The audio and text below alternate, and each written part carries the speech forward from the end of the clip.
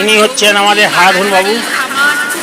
দেখুন কি সুন্দর মেশিন চালাচ্ছে, মেশিন চালিয়ে জাল তৈরি করছে। আপনার নামটা কি জানো? হ্যাঁ, তাই না না, ইনি কি করেন? ইনি হচ্ছেন টুপাই বাবু। দেখুন জাল দিয়ে করছেন। আর ইনি হচ্ছেন আমাদের লম্বু বাবু। লম্বু বাবু আপনি কি করেন? হ্যাঁ, মালিক। বান্ডিল করেন, বান্দি।